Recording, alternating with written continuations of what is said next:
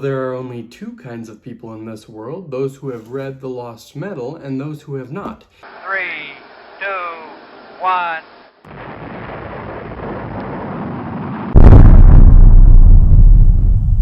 I'm going to be giving you my list of the top 10 characters in The Lost Metal, starting from 10, going all the way up to my favorite character. This is just my list, so you can have different lists. In fact, share your lists below. I'd really love to see them, but moving on to my number 10 is Milan. Now, in this book, Milan really didn't have a whole lot to do other than dump Wayne, but she did a great job with what little time she had. I loved her affection towards Wayne, and I love that she decided to end things for his sake as well as her own, so that she could go out and explore the Cosmere. I mean, she's an immortal Khandra, and he's just a mortal human. It's really cool that she's getting to go explore the Cosmere now. I'm really excited to see her pop up in other stories. I'm sure this isn't the last we've seen of Milan. Next up, we have a new-ish character that we were just introduced to for the first time in Mistborn, and that is Moonlight, aka Shay from The Emperor's Soul. I loved her relationship with Marasi, and I loved her relationship with Hoyd. I think it's hilarious that in that scene where Moonlight and Marasi are driving down the road and she sees Wax and Hoyd in the other car, Moonlight's like, that guy just always follows me around. And that's of course a callback to The Emperor's Soul, where she had met him off screen in that book, and they had plotted to steal the Moon Scepter together. For those of you who don't know, he was the court fool or jester. He's actually the one that betrayed her in that book and is the reason that she ended up in jail in the first place. I'm also really excited to see where she goes next now that she's an Elantrian. It wasn't super clear if she has the knowledge that she has the ability to change back to Moonlight. We know that some other characters are going to be trying to track her down and try to help bring her back into the Ghost Blood, so I guess we'll see what happens there. I thought her being an Elantrian was really cool. I didn't feel like the magic was super consistent with what had happened in The Emperor's Soul. I don't know how I feel about her being able to create stamps that can affect any object, no matter what their history is. That was a really big part of The Emperor's Soul, and now she can willy-nilly make a door out of any material. Doesn't matter if the wall's made out of metal or brick or wood, it just create a door there apparently. I think I would have preferred if she'd been able to see the building that they were going to be infiltrating, taken into account what it was made of, and then made a stamp real quick and been able to use it multiple times on their journey.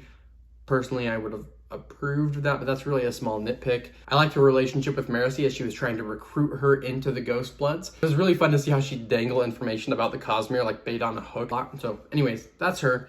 Number 8 is going to be Marsh, or Death himself, and he would honestly be higher on the list, but they didn't give him a whole lot to do. But boy howdy did he make those moments count. What he was able to accomplish with what little screen time he had was amazing. Let me just take your gun and crush it with my mind. Like a grape. Also, his weird aging, getting younger and older because he's running out of adium, was a really interesting thread point. I'm really glad that they were able to find more adium so that he's going to be able to live longer, and hopefully, I hope we get to see him in there 3, 4, and 5. And hearing him talk about his relationship with Kelsier and Harmony really made him seem to be more important. All of them being a separate leg on a stool was really interesting. It's probably a good thing that he's not dying anytime soon, but who knows about Harmony, right? Like, I won't get into that. And next up we have Telsin Ladrian. It was really interesting seeing the parallels between Bleeder and Telsin. Both of them really felt trapped. Yes, Telsin did have the potential to become a splinter or a god for Scadrial, but she felt like she had no choice. All the destruction she went through, she felt like she had to, otherwise autonomy was going to come in and destroy the whole planet. Hey, Rock. Hard place. Me. So you could really sympathize with where she was coming from. Speaking of her feeling trapped by autonomy, I'm not sure how I felt about autonomy. The way that she worked with all of her minions really felt more like she was the Shard of Ambition. She likes to go to planets, install a new leader there who can lead in her name, and move on to another planet and slowly, like a virus, slowly take over the Cosmere. Yeah, that just sounds like a really ambitious Shard. The people who were under her were always talking about how they wanted to be the best version of themselves, and the word autonomy just doesn't convey that message. So who knows, maybe further on in the Cosmere there will be a big twist where autonomy is actually ambition in disguise and ambition killed autonomy. That would make more sense for me. I'm curious if you guys felt the same way. If any of you guys actually think that autonomy was in line with what her intent should have been, let me know and maybe you can explain it to me in the comments. So Number 6 is Harmony. Now, it's always good when you get to see Sazed. It's like seeing an old friend. In The Lost Metal, we get to see quite a bit more of him than we've seen in previous books in Era 2, and it was great. I loved it. It was super cool when Wax was complaining about how he has to kill so many people and complaining that Harmony doesn't understand what it feels like, that says it's just like, bro, I understand. And he just gives him a flashback of being on the battlefield and all these dead bodies being around him. That was powerful, and that was a really beautiful moment. My emotions! My emotions! It's also really cool to see him slowly maybe turning into discord. My guess is that Sazed isn't going to stay in power much longer, and I'm going to be really sad to see him go. Number 5 for me is Wax, and honestly, I'm surprised that he's this far down on the list considering he's one of the titular characters, but I felt like his arc was completed very early on in the book. The first action scene that he goes through, he realizes, I don't need this anymore. I don't need the thrill, the adventure, the roughs. That was his theme. That was his character arc throughout the book. They really hammered that home, that he's happy with Steris, he's happy with his kids, he's happy in the city now. The positives for Wax for me was his interaction with other characters and helping them along with their arcs. The fact that he was able to distill some wisdom and help them grow. He really said some things that were very profound and really good, and I'll talk about those when I get to those characters. Number 4 was Marasi, and her arc was largely about wanting to do good, but also feeling like she's failed in the past, so can she succeed moving forward, and is she good enough? A big part of her character arc is when she's hit with emotional allomancy of shame. She really starts to see all of her failures in life. The fact that she was rejected once by Wax. The fact that her father would hide her because he was ashamed that she was born out of wedlock. And all these things that were really not in her control, but she still felt like they spoke to her value and her worth. And then in this book, she's introduced to the Ghostbloods, and it's an organization that really wants her. And that helps her realize, oh, I have worth, and that her worth doesn't just come from being wanted by other people, come from being wanted by Wax or being wanted by her dad or being wanted by the Ghostbloods. Her worth comes from the good that she does and being a woman of the people and trying to then do what's best for them and save them. And I think that was a beautiful thing for her, and the fact that she was confident enough in herself to reject the offer to join the Ghostbloods says a lot about her. There's a small part of me that wishes she had, but it makes sense. It's very much in line with what her character would do. And the fact that she's running for governor, I mean, I'm sure she'll get it and continue to affect the Cosmere in many ways. I do think she is going to eventually become a world hopper, just one that's not associated with the Ghostbloods. The key issue here is her mortality. I think she's going to need to find a way to live for a long time so that we can see her in other book series, especially if Mistborn Era 3 is going to be jumping forward another several hundred years again. I did see that someone said she can just use her metal abilities to slow down time around her so that everyone else speeds forward and she stays young. I just don't know if that would be a very wise way. Unless she has a targeted time that she wants to get to, why would she ever do that? Her goal is to help people, and she can't help people if she's just plugging away trying to get through the decades in a time bubble. In order for her to start learning more about the Cosmere, she needs to be out of the time bubble and going out and doing those things. Obviously. So who knows, I am very intrigued to see where she ends up going. Now before I tell you my top 3, please like and subscribe. Number 3.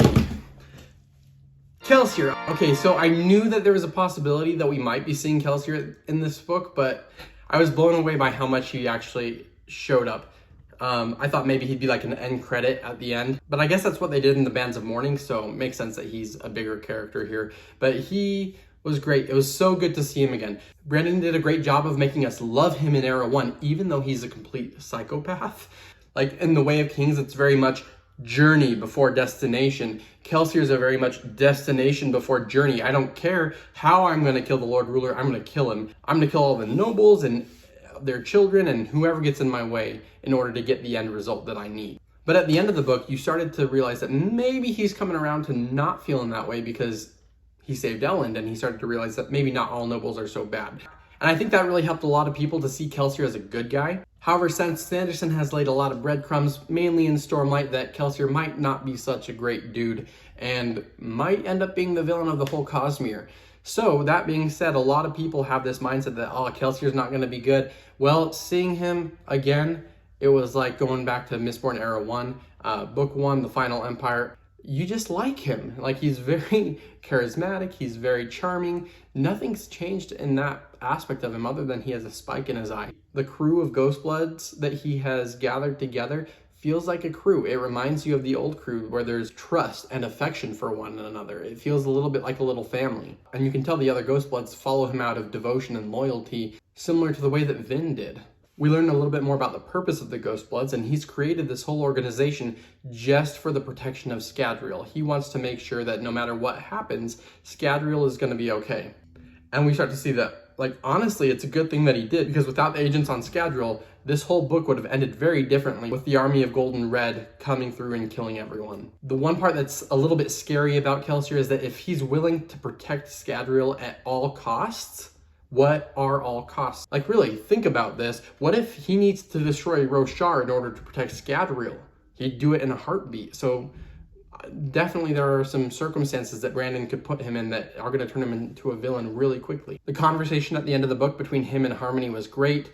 Seeing Harmony lie to him and seeing that Harmony is potentially going on the path of changing from harmony to discord is really interesting and fascinating. And I really think that Kelsier might actually have to kill Sazed, and it might actually be the right thing to do in this case. It's going to be Kelsier taking down the Lord Ruler Part 2. So this is super embarrassing, but I accidentally skipped my number 2 favorite character in my recording process. So I'm going to record it right now in my bed. So Steris didn't have the most exciting plot of all. In fact, it might have been actually the slowest plot. They actually had to throw in Tensoon to make it a little bit more exciting.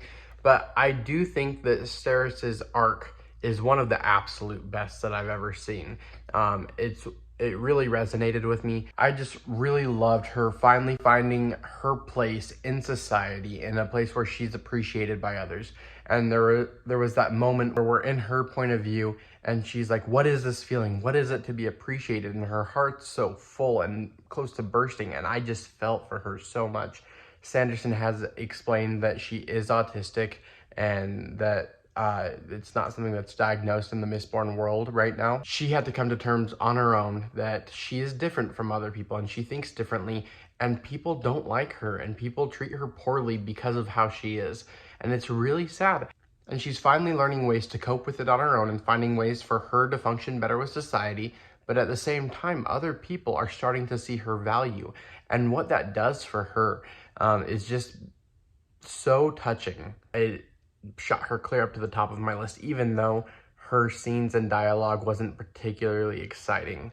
I will say, though, that she did have her funny moments, especially with her notebook full of Wayne quotes. That was hilarious. And that brings me to my number 1 favorite character in this book, and I'm sure many of you will agree with me, Wayne. Holy smokes. That character work was insane. Wayne was probably a C-list character tier for me before this book, and after reading The Lost Metal, he has jumped up to my top 3, maybe top 2 characters in the entire Cosmere. My favorite character arc in all of storytelling is the redemption storyline. In the past, I personally have struggled with feelings of guilt and shame over things that I've done, and I've certainly never killed anyone or robbed anyone. Because of that, I love seeing characters like Zuko or Boromir or Edmund, because I love the story and the message that there is hope for us. We try our best and we try to do better, and there is goodness in us. And I've read 3 books with him now, but I never realized that Wayne was one of those characters. But not only does Wayne show that redemption is possible, because he redeemed himself long before this book started. What really got me was the shame and the guilt that he felt for decades afterwards. He was hiding all this time behind his jokes, while simultaneously feeling eaten up inside over what he'd done and not feeling that he could ever be forgiven. He was living in hell.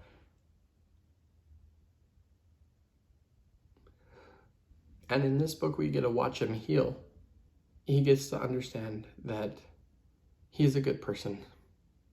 And it took Wax telling him that, and it took Harmony telling him that he doesn't need to be forgiven anymore. And he could, spoiler alert, when he dies and gives his life to save millions of people, that he got to die knowing that he was a good person. And knowing that he wasn't worthless, he got to heal.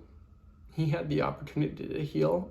And right when he right when he was feeling better about himself and starting to understand that he could forgive himself.